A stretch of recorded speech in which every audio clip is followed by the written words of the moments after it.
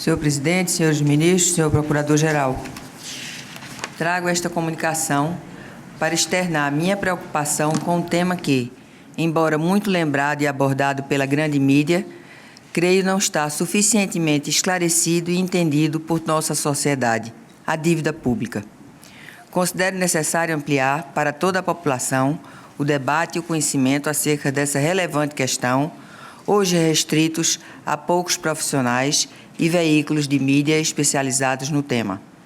O estoque da dívida da União cresceu aceleradamente nos últimos anos e está hoje em 3,1 trilhões.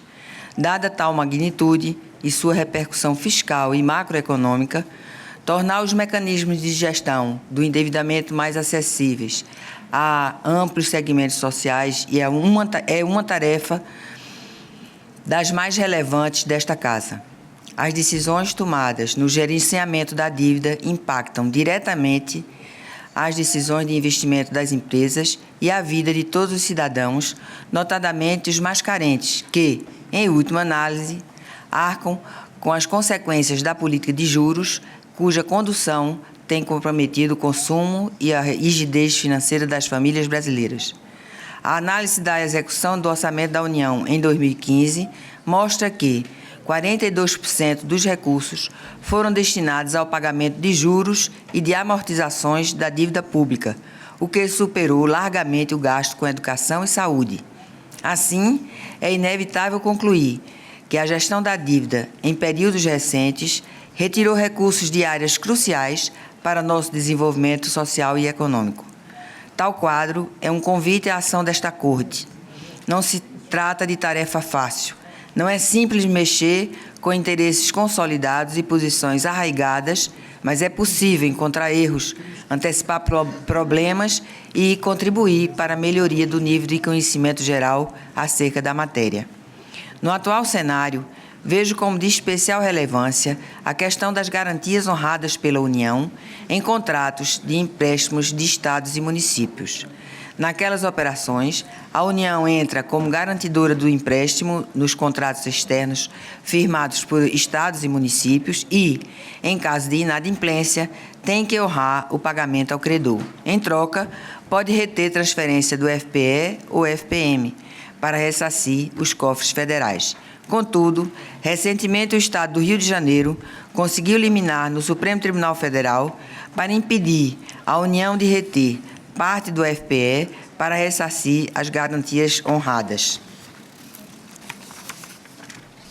Tal situação pode vir a se agravar, já que o quadro fiscal dos entes federados não há sinais de recuperação a curto prazo e a União é garantidora de um volume expressivo de empréstimos de estados e municípios.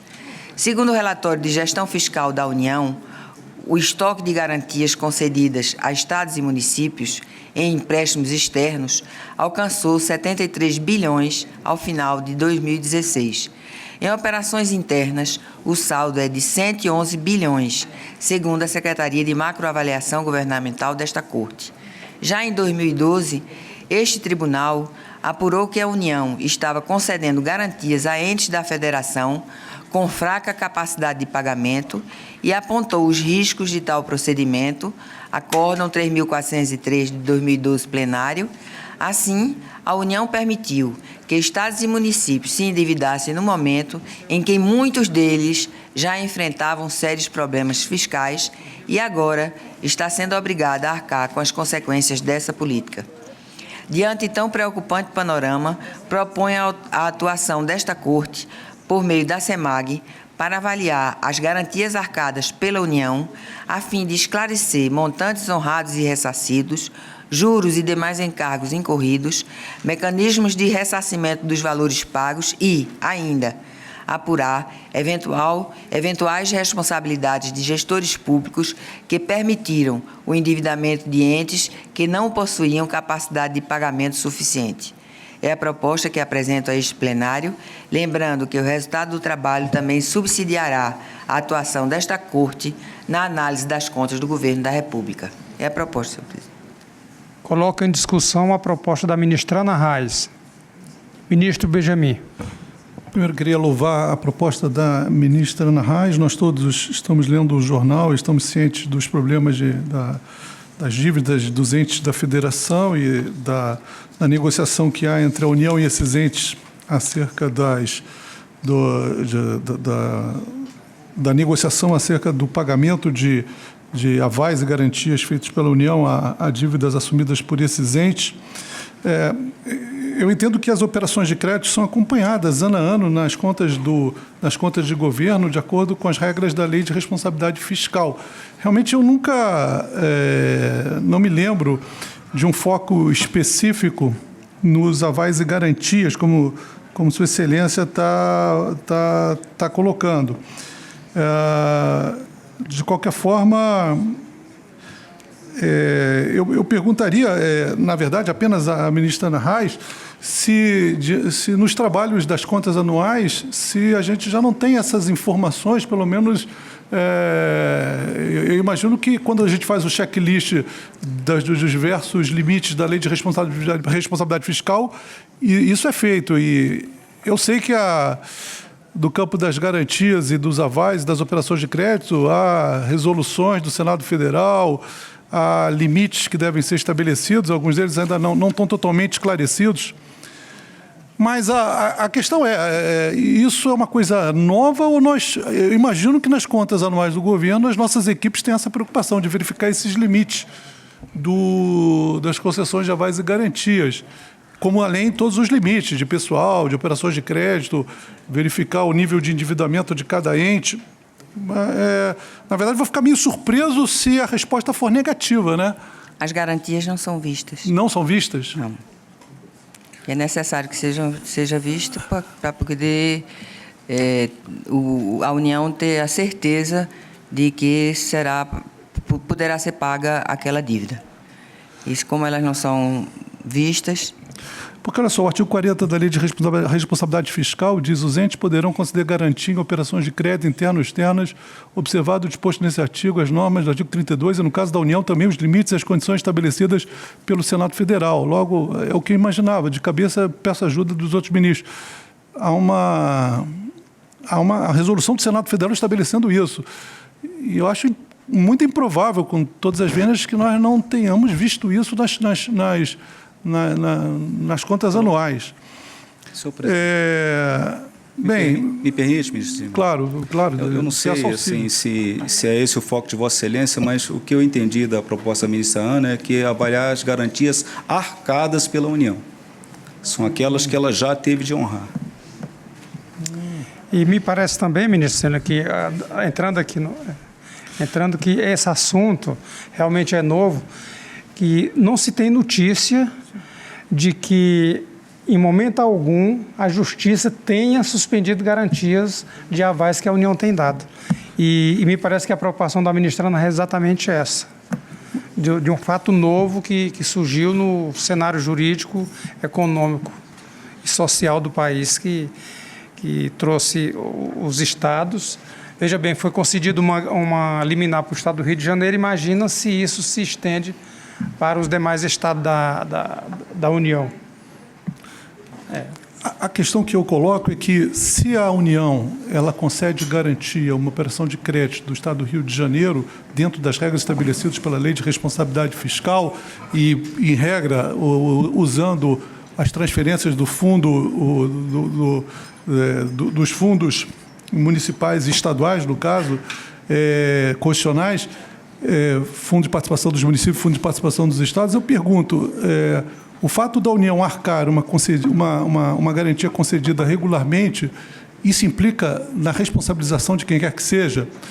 Repara, a União, suponha que a União tenha concedido garantia dentro das regras, dentro da resolução do Senado, dentro de todas as regras da seção 5ª da LRF. Suponha que o ente não tenha honrado o pagamento da dívida. O fato do tribunal, da União arcar com a garantia por si só, causa de uma responsabilização, se a garantia foi concedida regularmente? Essa é a questão que eu coloco. talvez haja, no momento da concessão, talvez eu suscite a possibilidade de nós ampliarmos o escopo no sentido de verificar não as garantias arcadas, só elas, porque se elas foram arcadas e regularmente concedidas, não há o que fazer. É a concessão de garantias, focar no momento da concessão de garantias, se há um checklist das reais condições financeiras de cada ente da federação, ou se, na verdade, é uma espécie de empréstimo disfarçado de garantia. Que isso que me preocupa, sempre nas notícias de jornal, quando a gente via a concessão de garantia pela União e sabendo que os entes não tinham condições de pagamento, conceder garantia a alguém inadimplente, com potencial de inadimplência, é um empréstimo vedado pela Lei de Responsabilidade Fiscal. Então, a sugestão que faço é verificar a concessão da garantia, né? O momento da concessão de garantia, a gente possa focar nisso e não só verificar as garantias arcadas, né? Ou, no momento de verificar isso, ampliar o escopo um pouquinho da auditoria, da fiscalização. É só uma sugestão que faça a Vossa Excelência, mas óbvio que esse é o tema atual e louvo Vossa Excelência pela sugestão. Ministro, essa auditoria ela vai ajudar a construir o caminho do conhecimento da dívida, para que a gente possa saber onde existem fatos que possam ser retirados, suspensos, enfim. É necessário que a gente tome uma providência, ministro Zinler, porque e ajudando a União a construir uma saída para a dívida brasileira. Eu acho importante. Senhor presidente. Continua em discussão, ministro André. Senhor presidente, eu também gostaria de louvar a relatora. As preocupações do ministro Zimmer são muito pertinentes. Eu só, a título de esclarecimento, lembro que alguns ministros foram relatores e eu tive a oportunidade de ser relator de um processo. Quando essas garantias são submetidas ao tribunal, que ele acompanha, eu lembro que, em alguns casos, o Ministério da Fazenda deu, em caráter excepcional, o aval para que essas garantias fossem concedidas, muito embora a avaliação de risco não fosse satisfatória. Eu acredito que talvez esse seja até o ponto central da apresentação da relatora, mas as ponderações do ministro Zimmer são muito valiosas, como sempre, e as ponderações da relatora também. Acho que isso talvez esclareça a situação.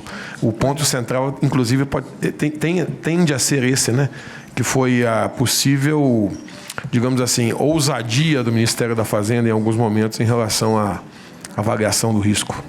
Obrigado, ministra, se Vossa Excelência acrescenta mais esse item do ministro Benjamin Zimmer que... Com certeza, eu acato.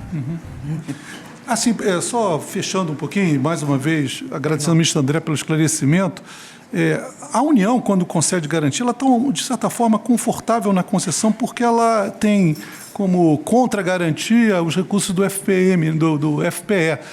O problema, como disse muito bem a ministra Ana Reis, é que é uma liminar do Supremo Tribunal Federal que permitiu ao Rio de Janeiro, né, permitiu que não houvesse o bloqueio das parcelas de FPE e, portanto, tirando a eficácia dessa garantia da União, o que torna mantida essa jurisprudência do Supremo para casos excepcionais que estão se tornando comum, o que torna a posição da União muito precária, né, e tornando, portanto, absolutamente premente a ideia de auditoria da ministra Ana Reis. A gente acredita que a cautelar tenha sido dada ao Estado do Rio de Janeiro, em benefício do Estado do Rio de Janeiro, em função das circunstâncias específicas, né? Não pode virar a regra geral, sob pena de tornar sem efeito até a lei de responsabilidade fiscal. A gente sabe que são situações, há outros valores jurídicos que foram ponderados.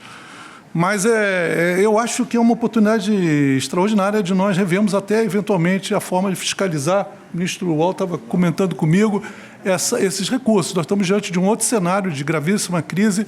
Então, eu acho que não havia verificação da capacidade de pagamento dos entes. Isso, e talvez tenha que haver como um requisito para a concessão de avais e garantias.